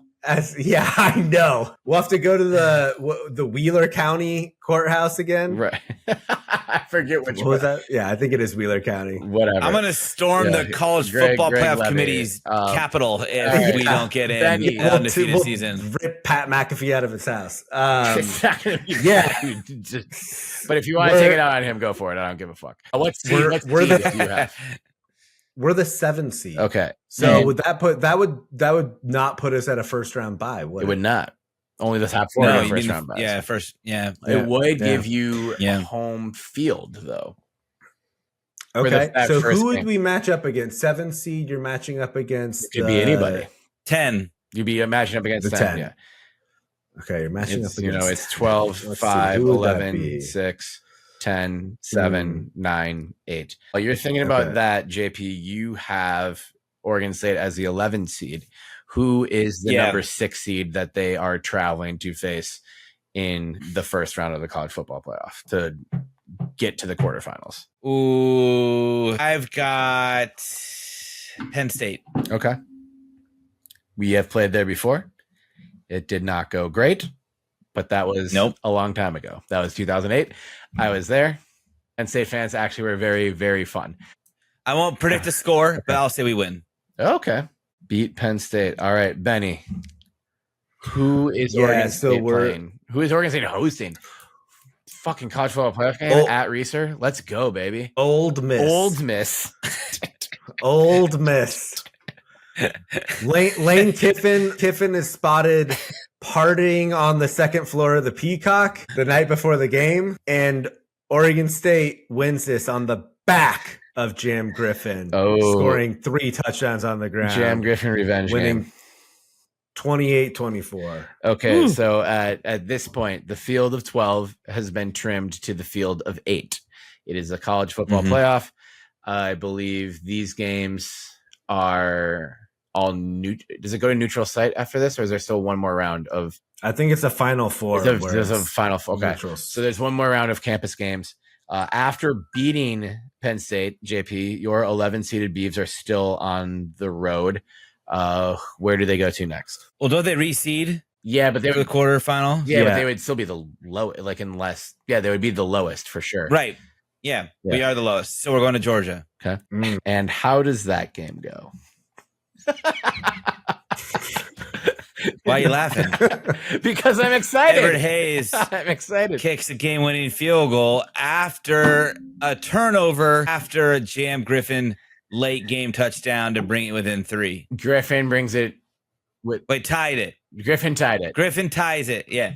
Then late game turnover. Or Griffin gets it to within 2. We go for 2. We don't get it, but then we force a turnover, and then the field goal puts us up 1, and we win. Either way. Yeah. Oregon State goes into Athens in the college football quarterfinals and wins to make it to the Final Four. Okay, Benny. Yes. After taking down Old Miss, where does Oregon State? Where do the 7 seed Beavs go after that? Well, we wanted Bama, and we got Bama. All right, so it's we took care of Bama. And Bray goes off the field to try to shake DeBoer's hand, and then he slowly does that and then just leaves. Nice. Yeah. Yeah. I like that. And That's my style. Psych. Yeah. So at this point, Benny's Beavs are 14-0 headed into the college football playoff semifinals. JP's Beavs are 13-1 headed to the college football playoff semifinals. A resume that includes wins over Georgia, Penn State, Oregon, Purdue, and of course a loss at Nevada. Because college football. Yeah, exactly. Who is Oregon State playing in the semifinal, JP? So after bouncing Georgia, will leave, surprisingly, even though after their start it didn't look very good, a Florida State team. Oh, wow. As one of the remaining 4 seeds that will face Oregon State as the low seed. Is DJU still the starting quarterback? Yep. All right. Before we go, I want to hear Benny's semifinal matchup first, and then I'll go back to you, Benny. After beating Bama, who is Oregon State matching up with in your semifinal? Texas. Woohoo! And we have revenge on him from the Alamo Bowl, and more recently, Silas Bolton transferring there, but also the Alamo Bowl. All right, JP. Never forget the Alamo. How does this game between the Beavs and the Knolls go? Well, there's somebody, our staff, that watched a lot of DJU last year and probably coached quite a bit of his side of the ball based upon the performance of this said quarterback. Knows a lot of his reads, knows a lot of how he anticipates plays, what he's watching out for schematically. We really shut him down. So I don't know what the score will be. I guess it's 21-10. Okay. Beavs. And Oregon State versus Texas.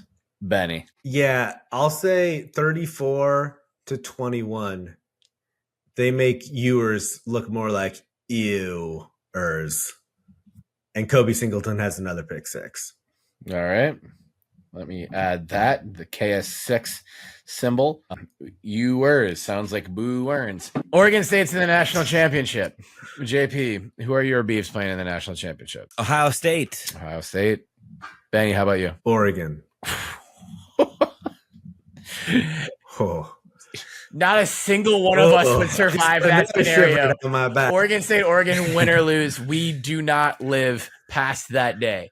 That would be the end of everything. All right. JP, OSU versus OSU. Mm-hmm. For all the marbles. For all the marbles and all the drama that all the national media craves and thinks that we can't provide. Beavs pull out a close one. And I was going to give this one to Kobe Singleton. Pick 6 for the win. A lot of Kobe Singleton. Ooh, pick 6 for the win. Friend of the pod. Yeah. Good things happen when you're a friend of the pod. It's true. It's true. And let's see. It'll be like a 34-28. Okay. We missed the extra point. All right. Betty, Oregon State versus Oregon for the national championship and the death of the entire state. No matter the result, but what will that result be? You guys don't even live in this state. We'll still fall into a chasm. It'll be like that end scene in The Lord of the Rings where all the orcs just fall into the ground. Spoiler alert. Just a rapture. Yeah, Oregon State wins. Thank God. 43-14 because they gave them the full VH plus one. Just put a little cherry on top. When they went for and two, +1. When they went for 2. As they scored a touchdown at the end of the game, end of regulation, they scored a touchdown on the last play because why not? And then they go for 2. All right. There you have it. I appreciate the scores being added for the national championship.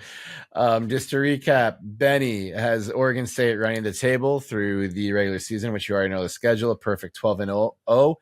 Leads to a first-round college football playoff victory against Old Miss. and then another win against Alabama. School for nuns. Another win against Texas. And then winning 43-14 in the national championship against Oregon, with a touchdown occurring late in the game to go from 35-14 to 41-14, with Bray deciding to go for 2 just for fucking fun. And actually does shake Dan Lanning's hand at the 50-yard line after the game, but says, "Learn how to cook steak, motherfucker." And then walks up. It is just made of overcooked steak, and he has up his sleeve. JP has your Beavs going 11-1 with a wildly heartbreaking 3-point loss occurring at Nevada, but still making it into the field of 12.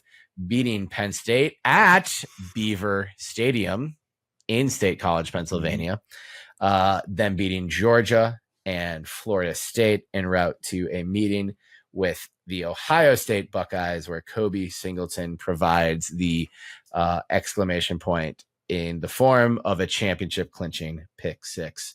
I'm the asshole. I have just, a regular 10-win season. That's so common. Yeah, 10-3. You're so boring. My losses are Oregon, Air Force, Boise State, with a Holiday Bowl victory against Nebraska by a final score of 43-28 for a final record of 10-3. What do you think, Beaver fans? What's the final record? What's the bowl game? What are the playoff matchups? Is there a scenario where we go undefeated and don't get the invite? Could we go 11-1 and not get an invite? Does 10-2 get us there? We want what games are your full Wehage your games? Predictions. Yeah, how many full Wehages will there be? Again, that's a Beaver victory score of 42-14, stemming from the first time we did this, where for about 6 straight games, Ben said, I got the Beavs winning, but it's going to be a close one. I think about 42-14.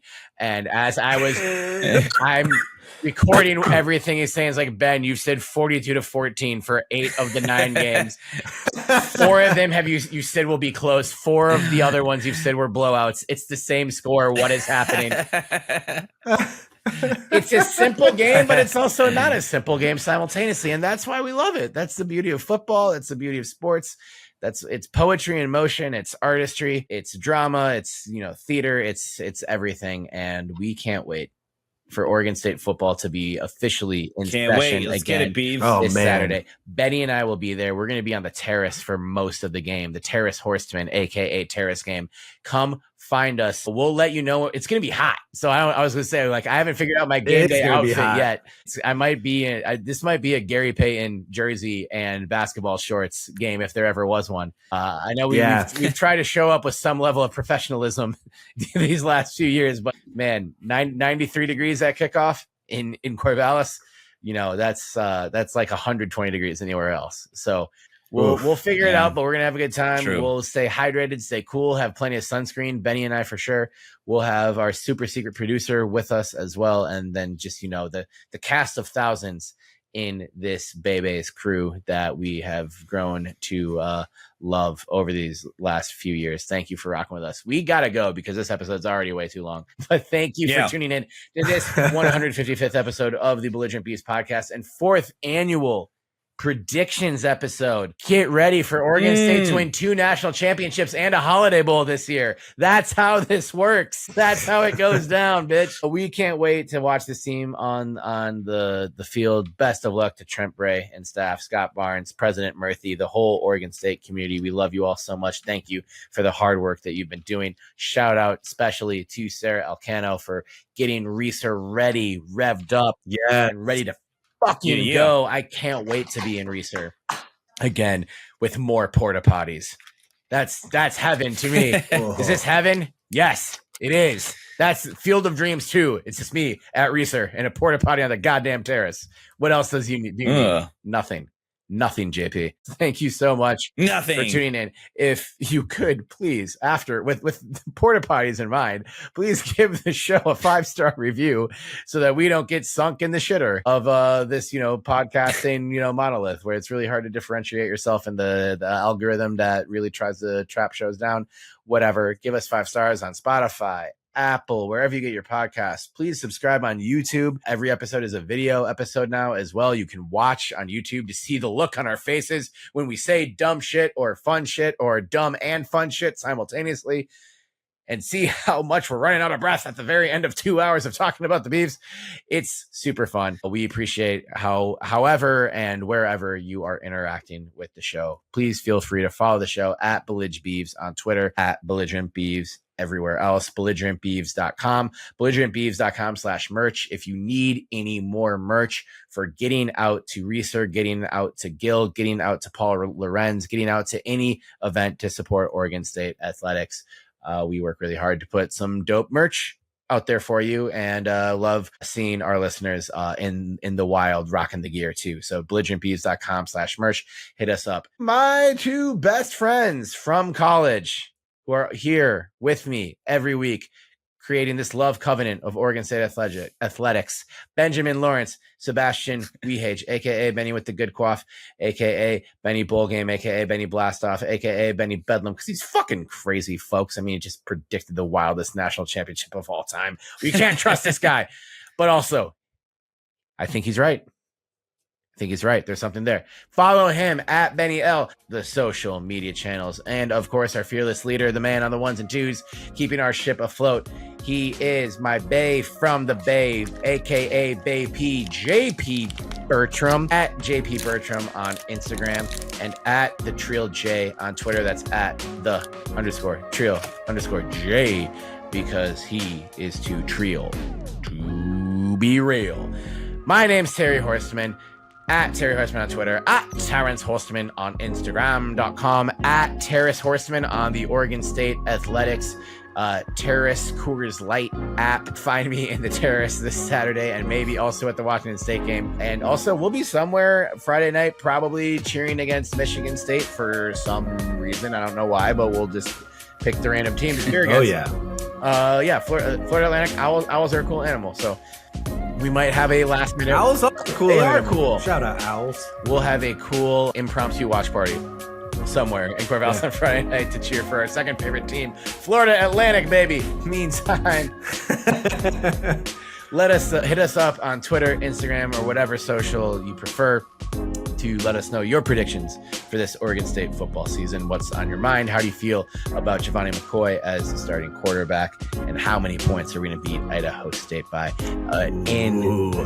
That in mind, also remember that no matter what they do, no matter what they say, no matter what they take away, you cannot spell chop 'em without hope. So chop 'em. Chop 'em. Chop 'em. Beavs back, baby. Less than a week, y'all. Let's go.